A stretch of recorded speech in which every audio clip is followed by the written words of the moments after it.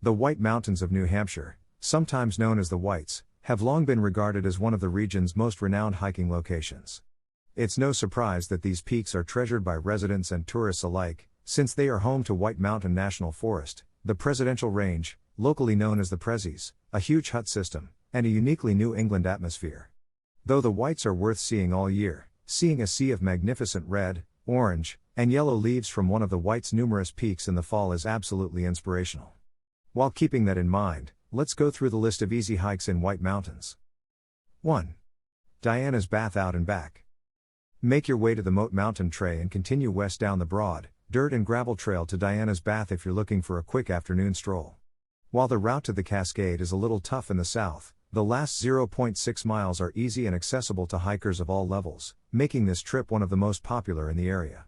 If you like to take your time, there are even seats for pit breaks.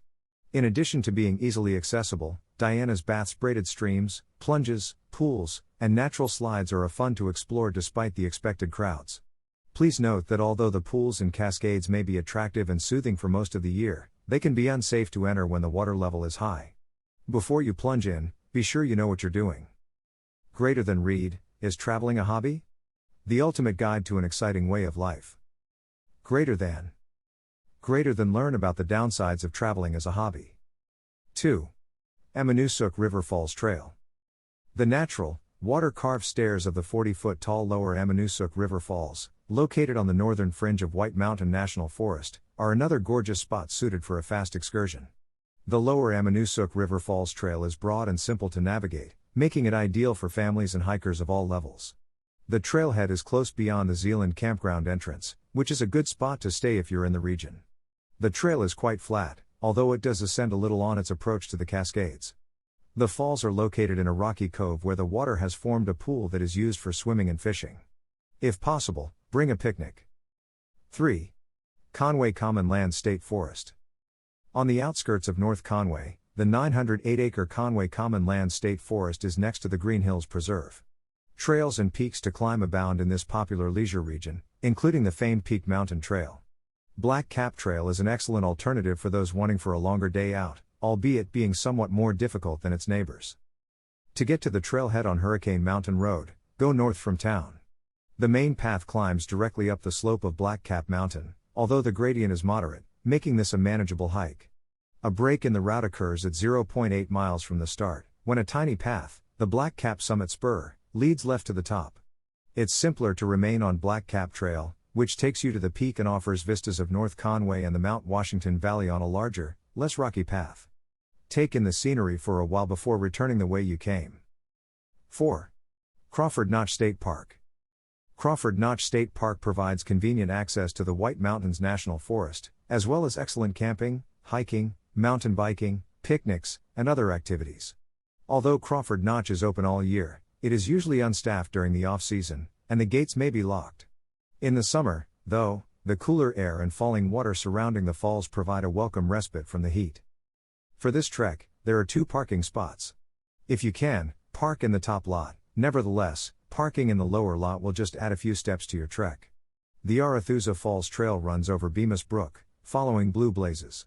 While the route is steep and rocky for the first 0.6 miles, it becomes easier for the following mile or so until you reach the Arethusa Ripley Falls Trail intersection. Keep left at the crossroads to continue on the Arethusa Falls Trail, which climbs a few steep stairs before returning to the falls. The location may become busy on good days, but it's definitely worth the brief hike since it's one of the state's highest waterfalls. Take a right about a mile down the main path to follow Bemis Brook Trail for a different return route. This route follows the brook via Coliseum Falls, Bemis Falls, and Fawn Pool before connecting to Arethusa Falls Trail only a short distance from the trailhead. 5. Welch Dickey Mountains. This loop up Welch and Dickey Mountains, located in the southern part of the White Mountain National Forest, is less popular than some other treks in the area.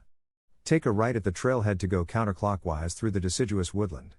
After approximately a mile, the route bends south to ascend up the crest, emerging from the dense woodland onto a rocky outcropping with views of the Mad River below. The path is steep at places, and in rainy weather, you should be cautious of slick terrain.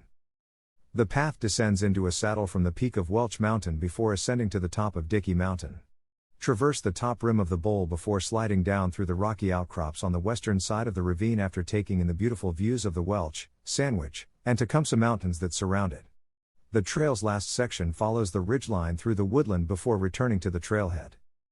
6. Mount Chocorua. Mount Chocorua, a prominent 3,442-foot summit near North Conway, is accessible by a number of paths, the most popular of which being the Champney Falls route, which is readily accessible via the Kankomagas Highway. Cross the footbridge across Twin Brook and continue down an old logging road until you reach Champney Brook, where the route swings south and follows the brook for nearly a mile. You may continue up the creek and beyond Pitcher Falls by turning left at the intersection of the Pitcher and Champney Falls extension route. From here, the route diverges from the mainstream and ascends a minor branch to Champney Falls before rejoining the main track. The track starts to switch back and rise in earnest around 2.5 miles into the walk.